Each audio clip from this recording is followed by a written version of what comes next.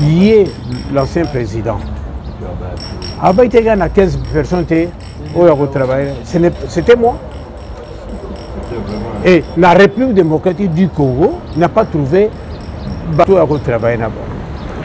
Et aucun de politiciens congolais a trouvé non, c'est faux, moi je suis capable à relever des défis. C'est la Kakouliate.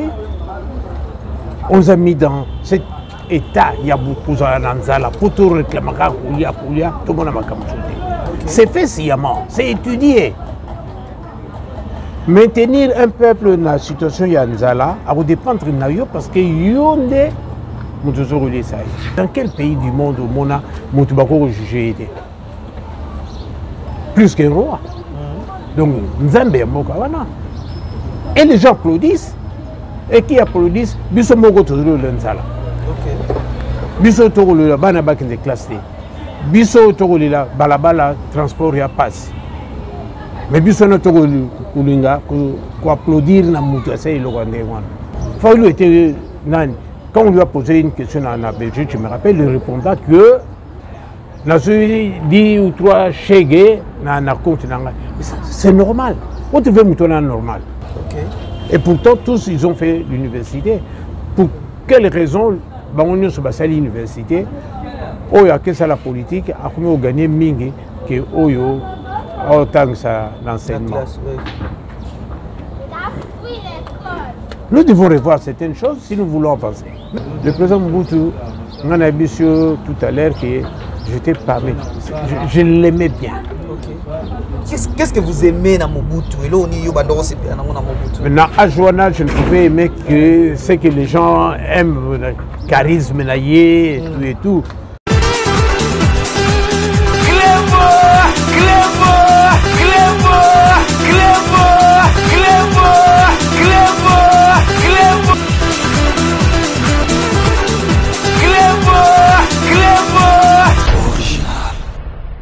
Vous alliez belé beaucoup l'andabiso sur Cléboa, original.net du grand prêtre César Ngadi. Merci pour la confiance, pe fidélité, vous pouvez s'acabiso mikolonioso. Ne pas s'acabino confiance, pe fidélité, na bino ne pas s'acabiso courage, tout servir bino na temps oyo, beaucoup c'est la biso, tout servir bino. Les alinga yo abino kradimouya, autrement dit les fils de la promesse. Nous allions en direct de la République démocratique du Congo, tout c'est la bino Moussala. Alors, dans mon collègue Lelo, tu as mis moko ya ba diaspora, kasi azali wa na Kinshasa, aye kota la famille, aye kota la mboka na ye, to koyoka yango na monoko na ye bongo ye abengami bongo na kombo ya ndeko Valentin Kaditu, donc ya azali pe moko ya wandeko oyo ba ko soutenir biso na kati ya club original du grand prêtre César Ngadi, dans les amis de César Ngadi, azali pe wana a ko soutenir biso. Alors ceux qui ont le même langage na caméraman nanga Jonas Ken Fongole la biso caméra to solo la na mwana mboka Valentin mbote na yo mbote papa Kadi boni ba séjour na Kinshasa et koleka ndenge bon doucement na sina sali moi parti à Bajo na ko penser kozonga mais na ko mona évolution vers bas où elle est visible palpable donc le voilà la bala. Bien que tu as une situation réelle qui est vraie aussi, causée par les travaux, il y a des embouteillages. Mais ceux qui ont une œuvre, il y a des infrastructures. Je crois que nous sommes dans le bon, dans le niveau où on a. Bilo que nous sommes payés kuya, malem, n'engue bavandu kubé bisango, malem. On ne va pas construire en un jour, comme dit-on, Paris n'a pas été construit en un jour. Aucun pays, et Salamaka n'a bateau magique, hein. Même Dieu créateur Yemoko a eu le temps. Donc, les locaux, le jour Nango, Atali a apprécié, a avancé, Atali a apprécié. C'est ainsi que Toyoka dans la Bible, en créant le ciel et la terre, bon, que c'est bon. Amoni et l'eau comme bêté, et Zala, et Salami. C'est la même chose. Le pensée, le vision, il y a le président de la République qui réellement, en soi, il faut le dire clairement, parce que parfois, dans la presse, il y a cette lacune. c'est comme une vision d'une personne. Mais non, c'est une aspiration d'un peuple congolais. Okay. C'est l'aspiration du peuple congolais. Donc cela veut dire que Bakongoma Nignon, c'est ce qui base à la derrière vision, on a parce qu'ils allaient vision à mon côté, quand ils allaient vision à Bakongoma Nignon. Bakongolais Bissonios. Okay. Qui est ce Congolais qui n'a pas voulu voir les avenues et Salam? C'était les soucis, mais lui exprime, au fait, en réalité, souci à Bakongolais. Il faut arriver à expliquer la chose clairement. Nous ne sommes pas dans l'action du président comme nous l'avons vécu. Il y a le bouddhisme, hein, l'action pensée, non. Ici, c'est une expression de peuple congolais qui s'est exprimé par leur chef. On a voulu, parce que tu sais que ce n'est que l'espoir. C'était l'espoir. Mais les gens qui profitaient, il y a des gens qui peuvent avoir 10 000 la carte comme ça. Et ils sont combien? Mongo et Trésor sans une autre raison que retirer Mongo. Combattre, travail, et nous avons découragé pour tout d'inventer. Donc c'est que vous allez Monguna, le peuple congolais. En réalité, c'est par ignorance, il y a Bana Oyo, malheureusement, Batangaki Mingité. Pourquoi? Parce que beaucoup de la corruption. Donc le pays a été corrompu. Et quand le pays est corrompu, c'est le mental, c'est tout ce qui fait l'homme qui est attaqué. Donc nous vivons avec ces réflexes dans notre subconscient. Dans notre subconscient, que la vie, normalement, ils ont passer par la corruption. Ce qu'au pays, par exemple, que nous rejoignons, déjà s'est préparé, n'a pas so combien. Donc tu demandes à la personne combien tu veux que je te corrompe. Déjà, il y a communiquer esprit à la corruption. Voilà. Okay. C'est dans notre mental, dans le collectif de l'homme congolais. Il y a cette chose que nous devons progressivement combattre. Si Dieu me donne la chance, plus tard pour que au niveau déjà de protéger semences, il y a population congolaise que je félicite en passant. Là où il a commencé le président, gratuité. Mais beaucoup n'ont pas compris. Et beaucoup encore jusqu'à présent vont comprendre l'entrée. J'ai été choqué, Ngaï. Je dis au niveau personnel, non, il y a fanatisme. Moi aussi, chrétien, catholique, baptisé dans Saint-Pierre. C'est le cardinal Maloula. En personne. Mais cette personne, ce cardinal, s'est battu pour que le Congolais puisse vivre bien. On n'en parle pas de lui. Même l'Église, on ne sait pas parler de lui. Pourquoi? On s'était pour retourner la action et permettre qu'orienter même le prêtre, les abbés, qui, en passant, je peux citer Abbé Jim, Abbé Malol et les autres, qui ont vécu avec paix sa morale, morale. Quand le président a déclaré que Mboka est Koufa, c'est le moral. C'est le mental de l'homme. C'est comme si Batoba peut comprendre parce qu'avant même président de la République, Félix Antoine Tshisekedi, alors a été Mboka si Koufa Nango, ils ont un langage moko et benda pe moi makele le benda moi nungu entre ba Congolais, oyo l'ancien président Joseph Kabila Kabange Alubaka a mécu au salanio sur kaselo kwa kokite zali kobongisa mentalité ya ba Congomani. Mais ba Congomani ba monaka yango mabe. Est-ce que ils ont que de père tena Malobo au président de la République Félix Antoine Alubaki? Non, le problème c'est que... Parce que Mboka Koufa na mentalité. Mais il a fait 18 ans. Oui. Dans quel état pendant 18 ans à l'école? C'est bien de dire qu'il n'a changé, c'est bien, c'est juste, c'est bon. Mais tout le monde peut dire, mais qu'est-ce que tu fais? En politique, en principe, on ne suit pas les propos, mais ce sont les actions. Hein? Concrètement, en classe. Moi, je me rappelle quand j'étais à H Nabango, si on étudiait à distance, quand je regarde ces enfants, je pleure. On n'a pas fait l'école primaire beaucoup aussi sa classe babi ces choses là. Tu reconnais donc école primaire nyonso presque à la ville il y a le profil Kinshasa babi scolaire des alagi. En fait de permettre que les enfants qui vont rentrer à la maison puissent se reposer et faire le devoir après avoir mangé. Okay. C'est ce que nous vivons en Europe. Hein. Mais est-ce qu'on peut espérer encore de telles choses? Le Congo a tous les moyens, sauf que les hommes de notre Bissayo. Sauf que les hommes. Nous avons rapidement, naïvement, j'ai mes pensées. Prenez ce qui est vrai, en 73, à partir de 73, la corruption est entrée presque dans le domaine et aussi attaqué ma classe.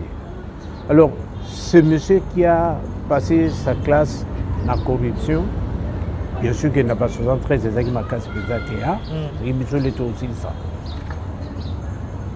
Monsieur Wana, après 10 ans, Baoui Balandi, pendant 10 ans, cette génération, dégradation.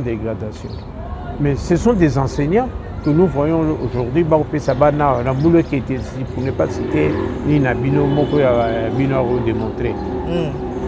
Tout le monde a passé, c'est y aller. C'est trop bas. Les niveaux, il y a. Même là, Bomoto, Nabiso, ils sont au Koufa. Ok. Bilo là-bas, théâtre. Prenons-en. Ce côté là théâtre, Nabiso.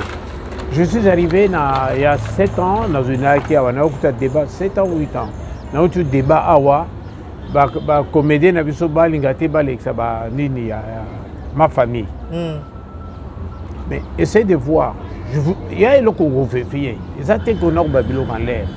Soit ma pièce à théâtre, il y a ma famille. Soit ma pièce à théâtre, il y a Bisso, vraiment, mon moyen comparé au côté. Autant le niveau il y a pas de parce que le gouvernement ça n'a rien à voir avec le gouvernement. Mais fais un travail de qualité, vends le travail. Nayo, tu as l'argent. Vous êtes, ça je le donne comme ça. Vous êtes des comédiens, beaucoup de cela dire que c'est Nabino. On n'attend pas tout de l'État. Si tout le monde attend de l'État, l'État est un bon. Okay. Mais non, un peu de jugeote. Hein? Il faut tout nous réfléchir. L'État est un bon. Je ne pense pas. Hein? Et des millions de personnes te le l'économie du pays, quand tu vas au Tambouli à Wanyoso, ce sont des Indiens, des Pakistanais et tout. Est-ce qu'il n'y a pas de Congolais qui peuvent faire Babylone Koyoa? Pourquoi ça n'arrive pas? Parce que tu as l'humanité. Tu as l'humanité, pourquoi? Parce que, je reviens encore là, morale, éducation, civisme et athée. On a commencé à détruire le Lokowana. Mais moi je comprends, c'est qu'il faut toucher nos bases. Donc c'est la base qui est importante. Mais Papa Nangaï, dis-moi, la nature caca. Nature nous enseigne beaucoup de choses. On n'a même pas le temps d'observer la nature pour que la nature puisse nous enseigner. Yoso Kamati Nguba, Oté. Son Nguba Opola, il est poli, mais son Nguba, il y a bien bois qu'il y a il y a bien, non? C'est ça, oui. Donc, sémence. La sémence, il y a population, il y a famille, il y a nani. Eza Moutou, Moana, les Robotama. Moi, je viens en Europe, je te donne une illustration à niveau Wana. Moi, on n'a pas tout ça à Botani. La première heure, la Botani, la première minute, je vais dire, maman,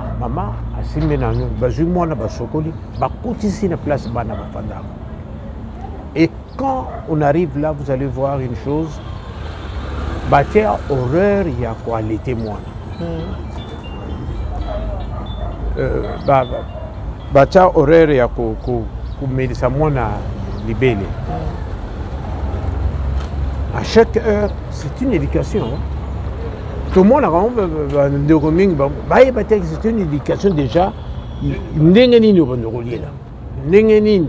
Et puis, c'est une préparation. Il y a autonomie dans la société. Mais c'est une éducation. C'est une éducation. Mais chez nous, c'est comme...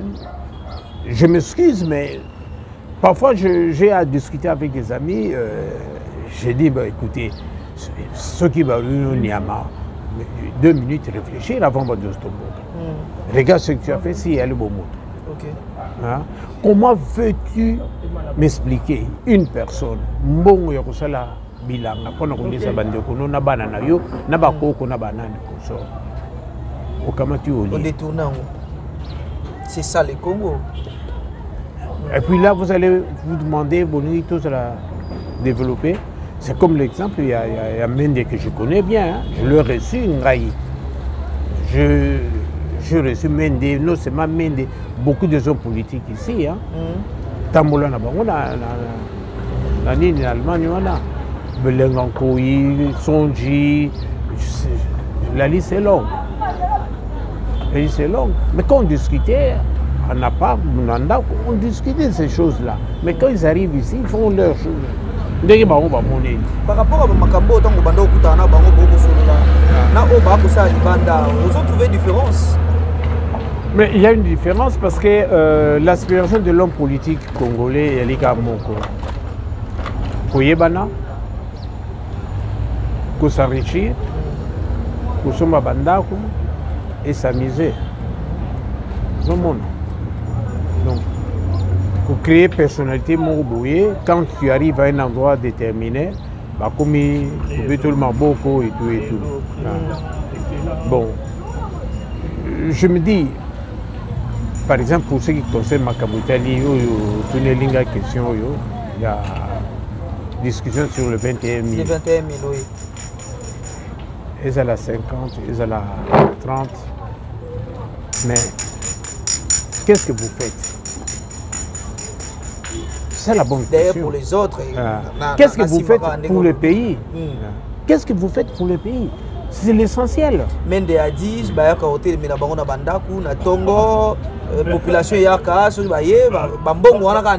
population je suis tout à fait d'accord que Bassa la rendait.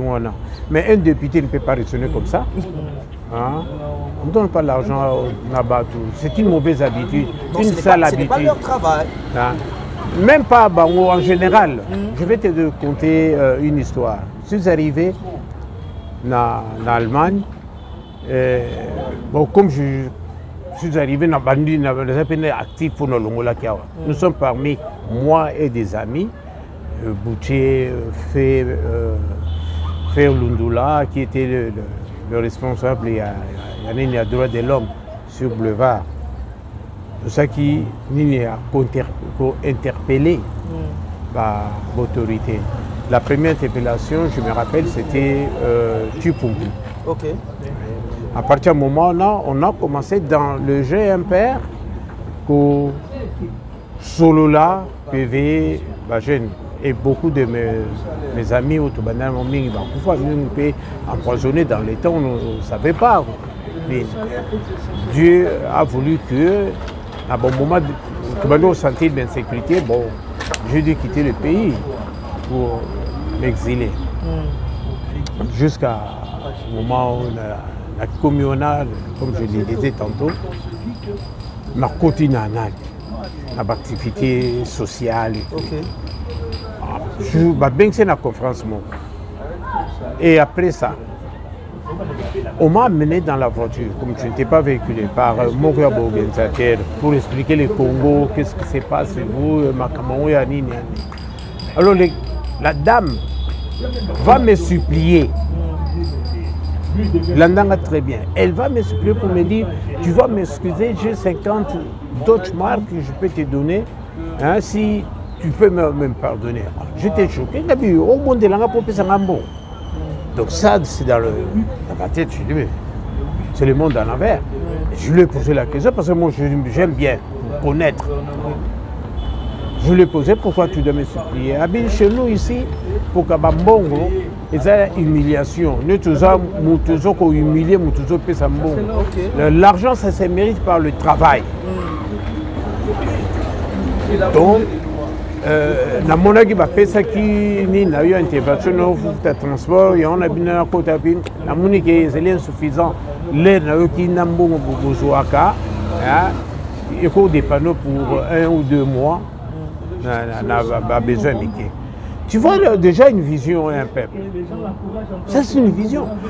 Là irresponsable, je ne veux pas faire de la population mendiant. C'est la raison pour laquelle ils donnent tricot et tout. Et puis ils vont dire que j'ai dépensé l'argent parce qu'il n'a pas si nanan. Or, il faut enseigner aux gens que pour voilà. Bon, il faut travailler. Il faut mériter. C'est ça, nos grands méritocratie, c'est quoi en fait? Il faut amener le gens, le niveau du color. Côté peuple, nous a cité. Aussi longtemps que le peuple est pauvre, la raison pour laquelle nos responsables politiques vont toujours en Europe pour tendre la main. Parce que c'est dans l'état mental. C'est dans nos mentales, le chinois. Mais attends, il faut travailler de sorte à ce que même si nous avons une minité, total là, tout peut s'attaquer, mais total en niveau de vie, tout qui s'en lancé et pour vous permettre tata ou faire vivre les bananaïs. Quand les enfants ne mangent pas bien, quand les enfants ne dorment pas dans de bonnes conditions, qu'est-ce que vous attendez à ces enfants à l'école? Moi, je reviens toujours à la jeunesse. J'en profite de l'occasion d'ailleurs. Si jamais le conseil, le président de la République, même lui-même, même son épouse, par pur hasard, a continué na base na ye bana. Oyo bakoli bakoko sala mais base na ye. L'école primaire, il faut appeler ça valeur, il y a morale, valeur, il y a civisme, il y a patriotisme, l'amour du pays. Moi, je vis avec des enfants là-bas, place na collé, na temps perdu na Maï, na Kindaka. Je passais dans des écoles pour expliquer comment les Congolais vivent, la jeunesse congolaise et tout. Je n'ai pas besoin de faire une ONG, Wanakuya, Koupé, Sabatouba. Je peux le faire, mais je trouve ça bizarre. C'est vraiment humilier aussi mon peuple. Si je peux faire, je dois travailler de sorte à ce que la jeunesse puisse prendre conscience. Vous avez ces droits-là. S'il faut mourir, bon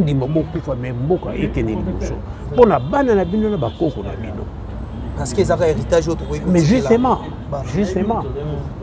l'Allemagne, est la grande puissance économique dans l'Europe et puis dans le monde. Son habitude après-guerre, il y a des graines, il y a haricots. Comment on appelle l'osso namadeso. Tu peux imaginer ça? Na 40. Mais c'est un peuple de l'Omakasi. La Chine, la même chose. Ils n'ont pas attendu recevoir de l'extérieur. Le président a de bonnes idées. Il suffit de accompagner ces bonnes idées.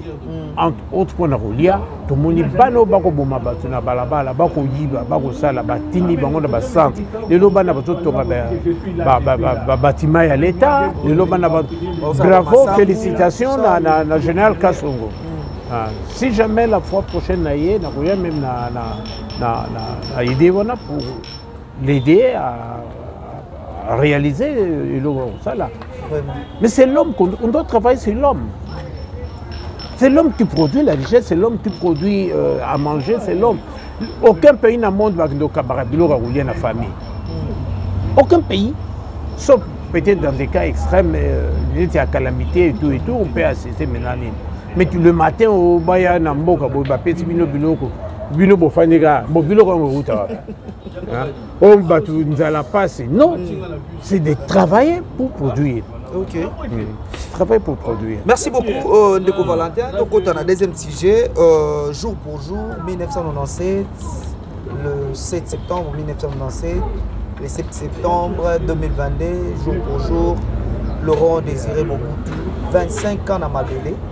Mais moi, je suis Congolais, je suis pour le maréchal Mobutu.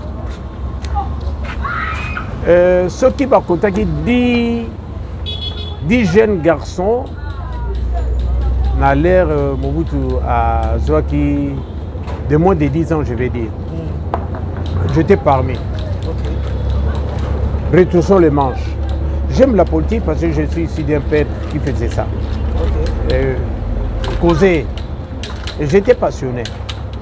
Mais avec l'idéal lié à Nani, na ba lecture na richesse personnelle j'étais un peu refroidi. C'était mal tombé. Moral je me rappelle, pour avoir sauvé une femme Nabutu, les jeune, il y a sévère, hein, si je ne me suis pas trompé. Pour avoir sauvé une femme, à Outikan Kokolo, à Zokoulé, Nabutu, tu me mets dans Dolo. L'air te commis, tu qui est pas à Basodana en Dolo, à tout nier, il s'est avéré que la femme était la femme d'un colonel ou un officier supérieur. Tu reçois dans Moubalina Beti Akimi, ah, les Baouiléona, Bakangi Bissou. Aluki, Neni Bago joindre Moubalina. Obi qui va bêta biso qui est tout salissa moi c'est Akima nda. Ok. Alors ça m'avait frustré. Trop jeune comme ça, naïebe le côté. Bah quand il biso nandolo, bah bêti biso, bah autre biso na 5h ou 6h du matin. Après avoir reçu des coups. Ça c'est un. De deux, dans 73. Dans 73. Na kineki vacances na Lumbashi, na Zozonga, je suis na bandundu bateau et Koufi. Alors parmi tous les étudiants, je parle de temps Mobutu. Tous les étudiants Morakolo là, moi aussi il y a chef d'état-major, il y a gendarmerie, na temps wana. Obaki baya bakanga biso, oh, il faut nous reboumer. Pour ma chef d'état-major. D'infraction à Moutoumou et Latibinonius. Oui, et pourtant c'était pour une affaire de femme. C'était une affaire. Dans laquelle on s'est retrouvé dans le boloko, dans la perte de filles, les parents ne savaient pas où je me trouvais. Ok.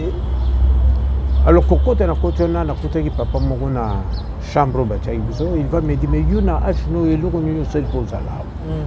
Mais naïb, je ne sache rien. Mais non, vraiment, on a habité ce que c'était le premier choc. Il y a idéal, il y a beaucoup de choses. C'est mon choc dans le bosso. Là où on a administraté à Sénéri, dans les temps, je pense Sénéri qui est à l'heure actuellement. On a eu un bateau, un film, un bandundu. Et puis qui va kangi batu terroriste, bah pour nous gouverneur. Et de là, Nabi, na bande, tout qui bande ça me semble. Je suis entré dans la chambre. Nabiru, je vais dire, il y a le chef de mon va poser belé voilà. J'étais petit. Alors vous me dites mais il y a des sur place au bon bindou qui y a tout le monde à moquer et tout. Et comme je ne savais rien. Je pouvais ni inventer. Voilà. Ouais. Alors, ce qui est intéressant dans cette histoire, c'est que l'administrateur, c'est un gars bien. Malheureusement, je ne connais ni le nom. Vraiment, à Moutazo, en tout cas, on a mon acquis. Non, c'était à Bandundu. Redok, hein? Il y a Bandundu, si je ne me suis pas trompé. L'année de Makambo, on comprend que non, il y a quelque chose qui n'est pas clair. Et parmi, pour bâtir le Congo, il y avait un officier. Il y a Ndolo, Aouti Kamina, tu es dans le même bateau. Sikoyo, tellement on a une mission, à comité, Bengi Kamina pour savoir si le gars s'est déplacé à Bungi. Donc, Bungi trace la recherche, c'est comme une armée d'information, et comme on découvrir là, tout on libérer Bissot. On va comprendre qu'il toujours rien, c'est là où nous savions que c'était une affaire. Il y a mon conseiller à la gendarmerie. Mais maintenant, le président Mobutu. Kodiasimo vous propose un crédit immobilier. Vous êtes du Congo ou de sa diaspora? Vous désirez devenir propriétaire en RDC et faire construire votre maison en toute quiétude? Obtenez votre crédit, puis commencez son remboursement uniquement dès la livraison de votre maison. À la Cité Kimia, nos maisons seront toutes construites aux normes internationales. Située à seulement 25 minutes de l'aéroport de Njili, 10 minutes de Safari Beach, au cœur de cette cité moderne, vous y trouverez aussi un centre commercial avec plusieurs commerces de proximité. Nos bureaux sont situés au 173 avenue Mutombokachi, dans la commune de la Gombe, référence rond-point Forescom. Venez dès à présent réserver votre lot dans ce nouveau havre de paix à Maluku, ce nouvel Eldorado au Congo. Kodiasimo, la meilleure adresse pour construire la vôtre. Sepela TV ezali décodeur ya Banamboka. Sepela TV différence nango ezali na ba décodeur mususu o tozalaka nango na kati ya ndaku. Sepela TV botala ngo ezaka mukie. Eza mukie olingi ko voyager ozu yango o voyager nango. Parce que ba décodeur obiso tozalaka nango evandika na ndaku mais Sepela TV déjà eza mukie botala ozu o kolisa ngo na poche na kosi na poche à veste o voyager o memi yango partout dans le monde ici kazo kende. Donc on a besoin il y a câble HDMI courant na internet. Internet est comme partout, courant est partout. Donc ils en a plus de 500 chaînes yo surtout ya kitoko. Bilengi ba choix ya congolais kaka mutaoye bango. Donc congolais kaka mutaye bango. Congolais kaka mutaoye ba elengi nini yo kaka. Donc congolais kaka mutaye bango. Donc c'est relative ça. Ya Banamboka. Bozwa abonnement nango okozwa ngo ya ne mobimba okozwa ngo pe par mois au bengi bango na ba numéro na bango bozali komona. Donc Sepela TV ezali décodeur ya yo ya ngai. Donc ezali ya étranger te ezali ya Banamboka. Avec Sepela TV, tout le monde est d'accord et il en restera ainsi pendant très longtemps. Bienvenue dans le monde de Sepela TV. Sepela TV est le décodeur qui vous permet de suivre les chaînes du Congo en direct de la diaspora. Ndeko ya Congo, tunanga ininyo agence Wami service oyo ya madame Mireille Wakanke azawana mobimba pona bino ba diaspora bolingi kotinda mituka toba kolia ndenge na ndenge cohésité na yote adresse Ezase Moko 5 boulevard Ornano numéro 75 018 na Paris 16e awa na République du Congo na ville province ya Kinshasa boko zoyango na avenue Maringa numéro 83 référence étoile bleue na commune ya Kasavubu soit bo contacter na ba numéro oyo Maman Mireille Wakanke tata pambola yo na yaka pamba te soko moni na ye kombo na yo na témoignage na yo eke musika pe betinga na motema na mona ba agence na sena moi oyo lukute za makasi na ba agence na escroquerie okomona mosali ya nzambe asali pe publicité batu bazotala me agence na bango vérité ezate na moni mituka na moni bilamba na moni bakoli nyonso batu batindaki ndenge bayebisaki nga yaka kokontrole na kontrole na moni musala oyo osala Wami service libote na nzambe bisika ya kotinda biloko eza na Wami service. Oui, Yaboye ezalate ndeko kosazardete agence ezakaka moko wami service ya madame Mireille Wakanke atie la disposition ya ba diaspora nyoso pour que boko misaka bakoli na bino mituka na bandeko o baza na Afrique avec impact na idéologie wami service pardon maman Mireille Wakanke balinga pe ba congolais boyete prix ya mo bobé wami service et pas Mireille Wakanke wami service frappe na le frappe na retour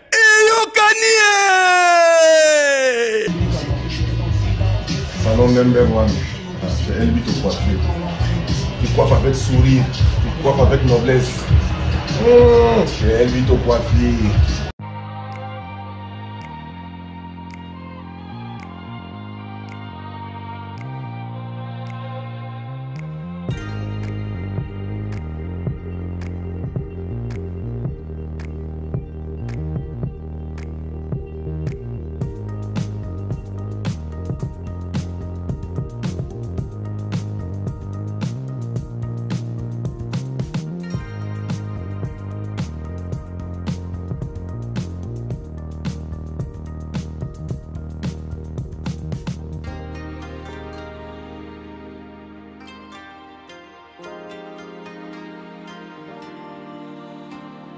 Le président Mobutu, on a vu tout à l'heure que j'étais parmi.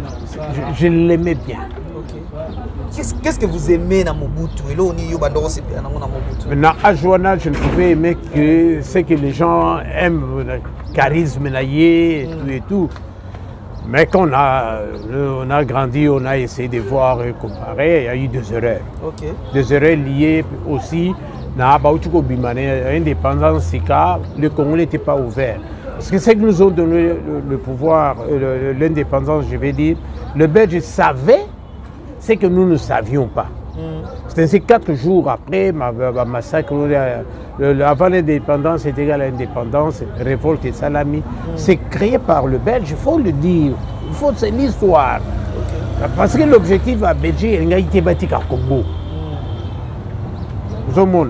Alors, ils ont cassé l'élan et la démocratie échange sur Mobutu pouvoir.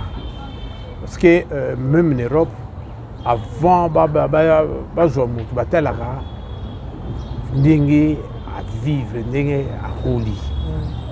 Mobutu venait de parents qui n'étaient pas dans bonne condition à bien, et aussi soldats, et aussi un turbulent. Je m'excuse, mais on dit la vérité. J'ai à mes amis, le fils de Mobutu, ils peuvent m'excuser, qu'ils ne prennent pas ça du mal. C'est un homme que j'aimais beaucoup, charisme naïe. Même beurreur naïe, comme on peut dire. Mais il avait la chance de nous amener plus loin. S'il avait pu arriver à maintenir cap né, on a tous là, la situation tourne en côté. Baboumi, Bana, les ballons du civisme, parce que je reviens là encore. C'est là qu'il a été piégé, parce qu'il avait des conseillers, Bamindele. Comme toujours, c'est complexe que nous avons toujours, et Bélé Petit Lilo Yaga Bamindele. Je ne suis pas contre le blanc. Le blanc, Azali, Koluka Pende, n'a pas survivre dans Mokili. Je ne suis pas contre le blanc, mais je dis seulement que nous devons tirer profit dans toute relation pour le bien-être et l'amour qu'on a besoin, il y a Bissot. Je ne suis pas ces panafricanistes qui parlent de problèmes de sentiment. Moi, je suis rationnel. Je vois les faits, je juge à partir des faits, je me décide en fonction de cela. Mobutu, Soki Akendaki na Elana Ina Oluba, tout se retrouve un retour. Lorsque Baboumi civisme, Baboumi moral, esprit à patriotisme, tout côté Mobutisme, Mobutisme conseillé par ses conseillers blancs qui savaient pourquoi faire ça. Et il avait confiance en Nabaou. Il avait confiance en Nabaou. Et tout le monde c'est même blanc, un ambassadeur peut venir dire à un président de la République que ceux qui ont quitté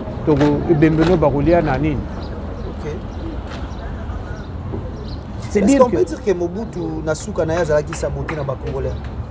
Mais jusque on a le bat cause il y a nini wana à BBC. Les bateaux va faire miroiter Oumela, Salaboye, hein? Allez, tchamobotisme, pensée, idée, hein? Etc. Il y a président de la République. Mais pensez à Moutou, il y a Moutou. Il y a Batou, il y a Batou. Il aurait fallu battre la population pour cela n'a écouté la population. En voulant imposer le qu'on a dans ma cas, c'est conséquence sur notre nom. Parce qu'au moment donné, Moutou a Moutou, on a pas faute, ce que c'est fini, c'est parti. Les gens en profitent, alors on va fabriquer, pour na désordre. On fabriquer l'opposition, on fabriquer ceci, comme nous avons vécu dans l'élection actuelle, où il a fallu l'université de réclamer des urnes. Mais dit, écoutez, tu n'as pas d'éléments européens, il y a victoire Nayo, tu t'es dit, tu t'imposes, moi aussi demain je peux dire non, c'était moi qui ai été élu. Mais il faut avoir des preuves. Le monde fonctionne avec ça. C'est être réaliste.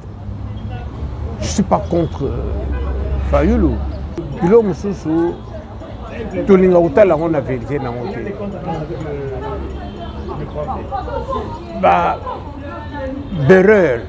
Berreur, par exemple, le Cambodge, je reviens encore là-dessus, il y a ma députée. Le problème où on est la population a joie, possibilité de vivre très bien. Si c'est Parlement, et le cap a favorisé que Bana, comme il a difficulté à scolarisation, pour ça, Bamboula, continuer comme ça. Pas au Bango, pas centre. Pas centre, il y a métier. Et c'est les belés. Le Congo a besoin de ça. On a besoin de juriste. On en a assez. Ok. Et quelles conséquences? Le jugement nous surtout au monde avec les deux côtés. Il y a faute de Bango.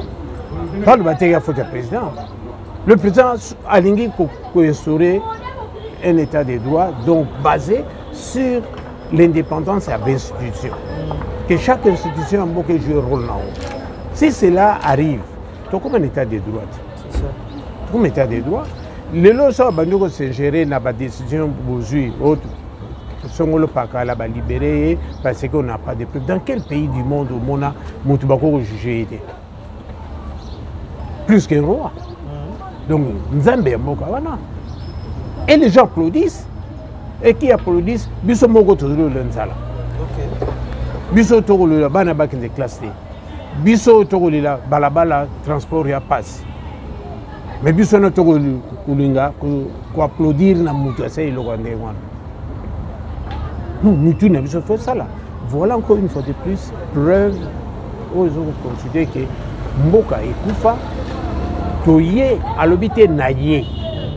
Toye po, to bongisa yango, to sekusa yango. Alors nous tous. Mais dans la main. Ah, voilà. Tout à poids. Je m'excuse aux alliés journalistes, si tu peux aller voir par exemple un documentaire, il y a la Chine, il y a Tonga Mao. Les gens cassaient la montagne dans Mabanga pour arriver à ce que nous sommes arrivés aujourd'hui. Dans Maboko, il le faisait dans Maboko. Non, tout s'inspire dans la bêtise. On s'inspire beaucoup dans la bêtise. Même de peut dire, par exemple, je reviens là-dessus, même de peut dire 7000 Tozouaka, même en France, un peu plus. Mais déjà comparé la RDC, la France. Le problème, il y a des dépenses, il y a un niveau de vie.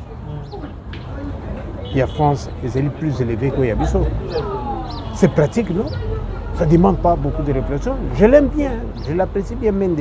Il a un verbe. Mais à un moment donné, tout à moi, Maïmouké n'a qu'à 20. C'était un camarade que j'aime beaucoup. Donc vous voulez dire que Linde a tapé à côté? Non, non, pas du tout, pas du tout, ce n'est pas ça. Pas à côté, mais pas juste. À côté, c'est que mais il y a de vérité dans ce qu'il a dit. Hein? Mais on peut dire juste été. Je l'ai dit. Et puis, il y a une comparaison qui n'est pas vraiment juste. Parce que niveau de vie, il y a un Français, et un niveau de vie, il y a Awaté. La différence, il y a à voir, il y a des députés, et la différence marquée, c'était la classe moyenne et à Awa. Et pourtant, tous, ils ont fait l'université. Pour quelles raisons, on a l'université, il y a que ça la politique, a gagné mingi que Oyo autant que ça l'enseignement. Nous devons revoir certaines choses si nous voulons avancer. Mais dès qu'on va l'attendre, pour tout comme on a cogité, il y a des motos aux Akamin, qui banda et à Boka, mais il y a de temps à temps. Ce qui total il a régime utikoleka, na régime où toi n'ango sikoyo, on a le président de la République Félix Antoine Tshisekedi Tshilombo. Oui. Différence d'union que ça la côté social. Il y a des Congolais. Est-ce qu'il y a l'avancement ou toi pour nager quand tu es comme on topé au kiti ici dans moi. C'est une question que beaucoup de Congolais confondent. Le social, ce n'est pas donner à manger. Hein. Le social, c'est l'ensemble des facteurs révélés. Ceux qui ont la possibilité de santé, voilà, tu m'as devancé. Voilà. Si tu n'as pas le moyen de te faire soigner, ou des infrastructures, ou accueillir, pour puisse te soigner, ça fait partie du social. C'est la caroliate. On les a mis dans cet état, il y a beaucoup de pour tout réclamer, tout le monde a ma c'est fait sciemment, c'est étudié. Maintenir un peuple dans la situation Yanzala, ça va dépendre de nous parce que l'indépendance, ce n'est pas ce bout de papier qu'on doit signer, puis ce n'est pas ça l'indépendance. Être indépendant, c'est pouvoir produire. Je pense directement à mon histoire sur Lolagina Papa, quand il était encore en vie. Ils sont partis avec papa Elebe Mayokonzo, en Chine. Alors, Nina Bango, va recevoir na Mao, chef de délégation Zalaki Elebe Mayokonzo, qui va présenter l'équipe Naé, puis le président Mao, Tuni Bango, mais Boni Bino. Alors, une question, et sur ce taille, on a la conversation, c'est mon colonie est beaucoup moins indépendant. Oh, on est sur Atalane. Au moment où déjà besoin d'indépendance. Non, non, c'était avant l'indépendance. Okay. C'était avant l'indépendance. On est sur Atalane. C'était dans les années 59, si je ne me suis pas trompé. Oh, ce que Atalane. Le chef de délégation a fait sa réponse. Il y a un monde pour éviter qu'il soit indépendant en 1960. Et il va me dire, mon fils, tu Fanditi, au moins une affaire, il y a 7 à 10 minutes, silence. Silence dans la salle. Je ne pas Fandi. Un interprète pour lui dire le bana bango comme indépendant mukolo banda kolia graine ya loso oyo banda uta na maboko. Nous pleurons de Yaroulia, mais le président de la République vous a donné le signal modèle à suivre. Le lot on a babilang ebele au bana bazusal mais il y a simite bana basa bilang. C'est le président ou le gouvernement? C'est la population. Bah, manquez ni ma belle. Bah, manquez outillage. Outillage ni bah manquer parce que tu as bandana Congo. Mais bah outillage jali non. Bah mbongo biso bah privé. Tout ça bah voiture de luxe état molaka. Bah camion ya ni pour s'amuser dans comme des petits enfants. C'est comme des petits enfants. Tout ce monde va tracter. Tracter, il va foutre la douane pesate. Mbongo ya douane ya voiture de luxe sur Eliao. Ça coûte cher. Surtout 500 millions sur le prix d'achat, douane et tout et tout. Mais tout ce monde va tracter et vous êtes rentable. Bateau bana mo moyen bako zo va tracter, bazo faire louer c'est en gros. Ce n'est pas le main d'œuvre qui manque. C'est seulement une question de vision. Comment arriver à réaliser? J'en parle pour que, non pour que minimiser le travail fait par le gouvernement. Non, ça manque compte de faire le travail bien. Et d'ailleurs, par comparaison, il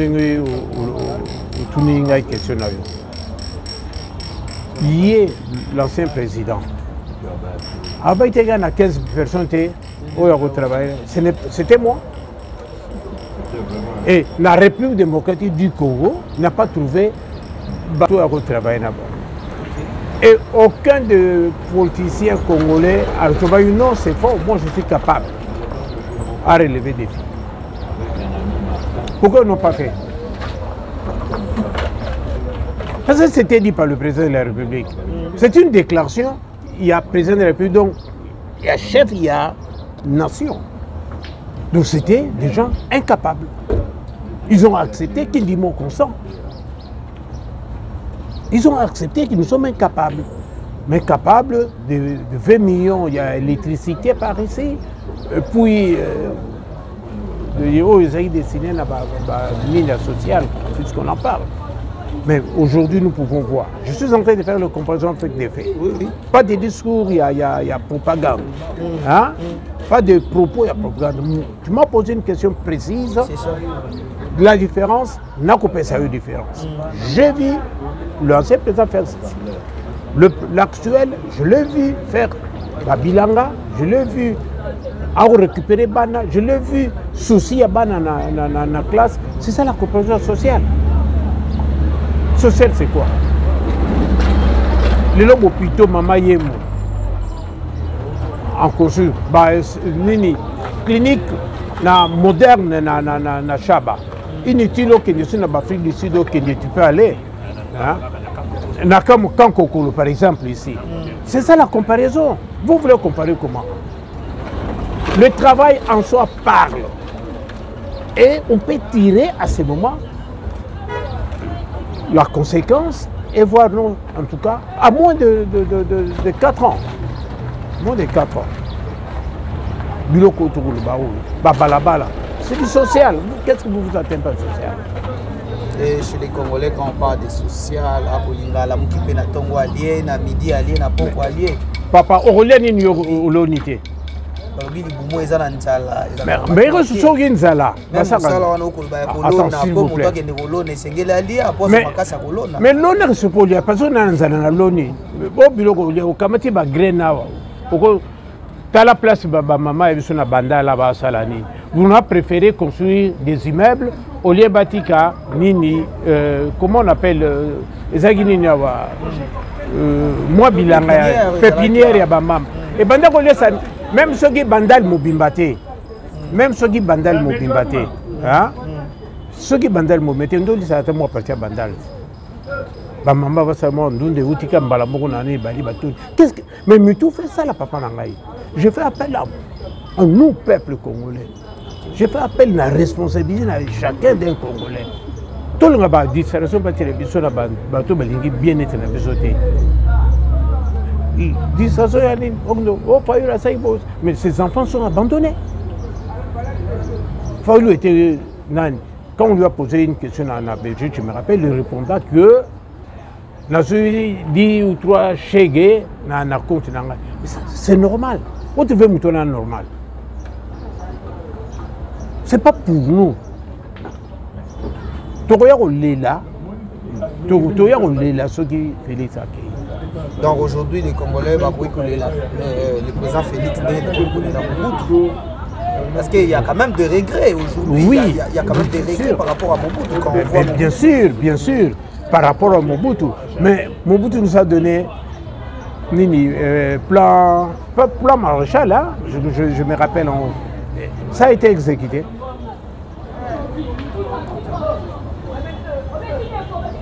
Non, ce n'est pas des discours.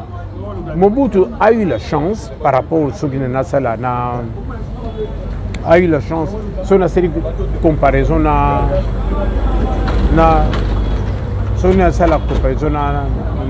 Félix. Mobutu a coûté armée, formé par des Européens, a coûté classe politique, il y a Batanga, a coûté infrastructure, il y a bien. On lui demandait tout simplement à maintenir ceux qui sont le côté maintien. Atiki Bissona va continuer. Armée pratiquement divisée. Atiki courant bien, Atiki Maya. Attends, on a déjà dans 88 va courir dans Katana. Moi, je n'ai pas connu ça dans l'enfance. Mais parce que n'habite na RTNCT. Il faut passer à la mission. Aux autres, ndenge papa bakolaki. OK. Ndenge tokoi, ndenge tokomi, ndenge tokokende. Ce n'est pas toujours que tu as la banane biso ba binaka et puis quelle danse. Obina Bible ngo yeso le homo. Adana Eva tambola bazakini. Bando tambola te. Mais mis le bon faut poni. Mais il bon mis ce kufaki. Mais on tambola ba tout na banzete ya jardin te. Non. Qu'est-ce que tu comprends là-dedans? Qu'est-ce qu'on veut nous dire? Tous les jours, tu es à l'église, hein? Tous les jours, nous sommes à l'église. Est-ce qu'on vous enseigne ça? Quand tu vas pécier goût, orientation vers le sexe, là, on a bien. Moutou a reproduit le soute. C'est fini. Un robot a procréé. Mais quand vous êtes orienté sur la journée vers le sexe, vous avez une capacité mentale. Parce que ça attaque le mental. Tu as besoin d'un minute au fond de ça, tu penses à ce que tu as fait la nuit. Et bon, l'inspiration est là, c'est les chimiques. C'est ainsi que on a bâti la musique, bâti la boîte, bâti la population molimba. Moi, je viens en Europe, en Allemagne, pour être précis. Chaque ville, il y a Allemagne et Produisaka, Massanga. Nabi, chaque ville, toi, la diversité, il y a bière, tu n'as pas l'idée. Tu n'as pas l'idée. Mais jamais au monde a publié à Massanga. Dans la télévision. Kokamata jeunesse, mon bimba, hôtel, bango, kermesse. Mais pas non, au bon mambo, ministre de la jeunesse, Moussa Nénine. Ministre de la culture, Moussa Nénine. C'est être ministre dans ce moment. Nous travaillons ministre, nous tout le monde en a. Pour protéger la jeunesse, à venir.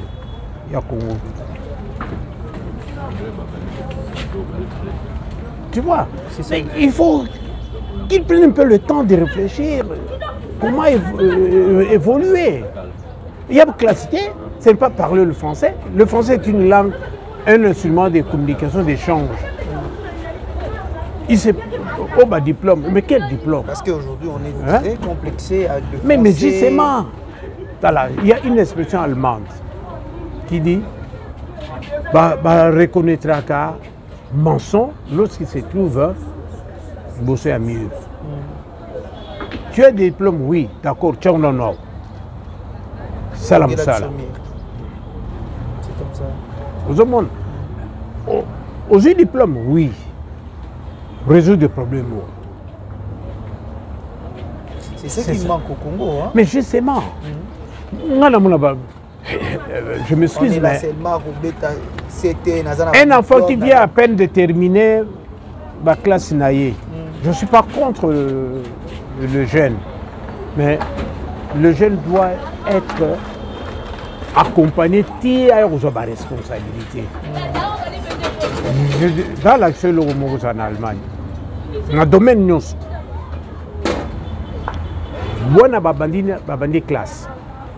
Pas les babandi abandon kota secondaire naïe, comment les naka sika na kansake le rôle ba période de vacances hein papa yena mwana na ye ezala même na baba o batamsa babisi aza toujours na mwana mwa muke pendant période d'été okasa mwana na ye ba msupe mwana na ye hein mais la plupart des cas na ba bureau bana na ba na école itindi elukeli bango hein cet enfant reste à côté ya mutozo sala zoko tala sala kaboui sala kaboui sala kaboui sala kaboui zozo conseil pourquoi ça dit boui bon boui parce que ko pesa boui kende zo papier na pisika boui babo bakango sika boui mwana wana est imprégné na musala on fera de bons fonctionnaires ici. Voilà, merci beaucoup. On était avec M. Valentin, qui est ndenge à Magnoli, na club original du Grand Prix de César Ngadi, alors de Valentin, on est vraiment vers la fin de notre entretien. On a dit on peut un message moko. Na bande bonyo so ba kolanda biso na ngonga o. Éviter genre ya batoni ba kolanda émission o. Ça peut arriver que la ministre, la député bakoi pe na émission haute ça na mokolo ya lelo soki ozali na message moko koi ko lancer na bango parce que to pesi ba message ebele na oetali ba kongomani et sengi na bango ko ba se prendre en charge alors na ba ko kamba pe biso ndio lancer message moko tamsu ba ko ya pe na émission oyo ba ko tirer nini na émission nyoso tout ça na kozwa mona yo c'est prendre en charge. Papa Étienne Tshisekedi, Kabila, le père, Balobakango. Prendre en charge l'ité Keka Bitumba, c'est prendre ses responsabilités. Ce qui veut dire, je suis gendarme, je dois faire de sorte à ce que Nasala Moussalangaï convenablement, Nasala un bon chauffeur, un bon gendarme, pour que le Moutouazeli, bon chauffeur, l'ordre. Mettre de l'ordre est possible, même groupe, même communauté, à la contre à l'État. L'État est toujours le plus fort. Renforcer l'État. L'État est représenté par l'autorité en uniforme, la cité.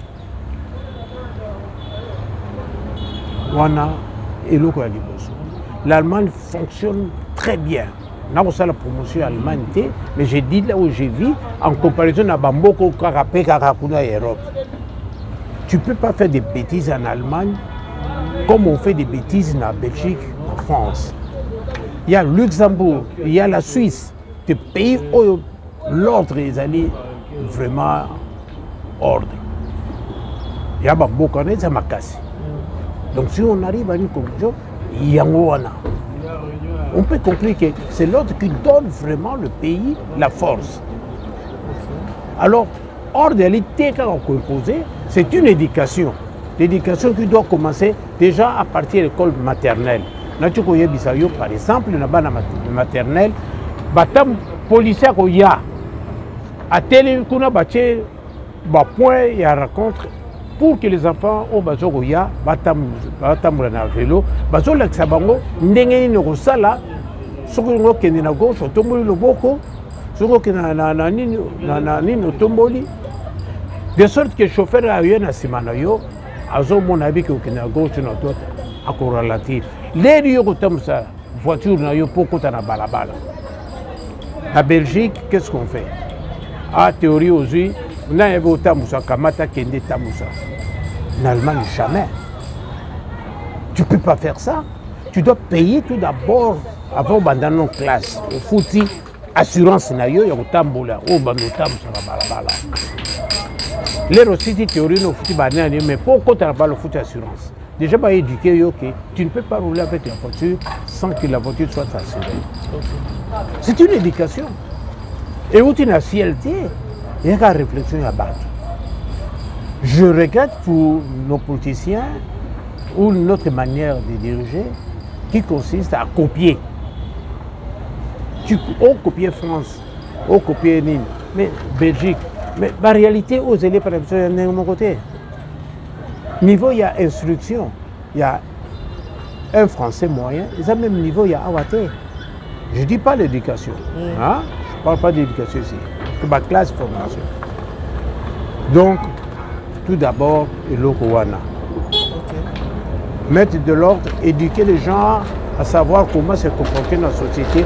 Au Kasababa, robot, non, c'est une éducation. Au robot n'a jamais allemand, bazo, ouela, biloko, jamais.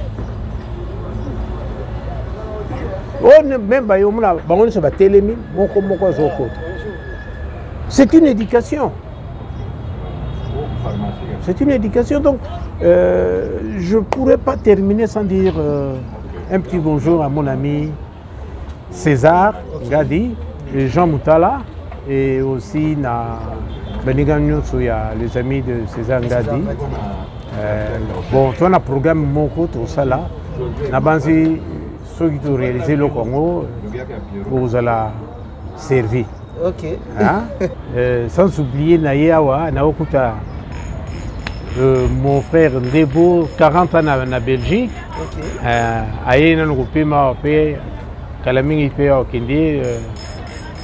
Le juriste Didier, tout tout ça, moi, parlement de Bounabiso. Voilà. Donc, tout le politique, on peut voir comment discuter, comment le pays peut aller. Bon, à tous les amis qui me connaissent, que je connais, na pesibino mbote oh non yase yo ke kuno bosani biso pesika batu na pesibino tumbote na boyko tanga moko parce que oyo awozanga akom sangene mina ye. Merci beaucoup. Voilà tout d'abord on a découvert Valentin donc vraiment na suka émission na biso je pense que émission est tellement riche parce que to Betima Solo et Belé Nakati alors merci na fidélité et confiance au bozala qui na yango pe bozoko ba na yango toujours dans la même chaîne Cléboa original du compote César Ngadi. Merci. Nabande Konso va soutenir Bisso. Honorable Jean Moutala, Tokesio, merci. Le grand pote César Ngadi, merci d'avoir disposé les Bisso. Espace O pour tout servir, Imboka, tout servir, Kongomani. Merci à Jonas Ken Ouada qui bongo na sima caméra. Mère pour tout déalo là. Maria la beauté naturelle, pourquoi pas Beloti Mapungu. Donc vous alliez belé. Beaucoup soutenir Bino. Ngai Gratimou Yanaza toujours wana pour nous servir Bino. Alors tout l'année prochainement. Au revoir. Bye.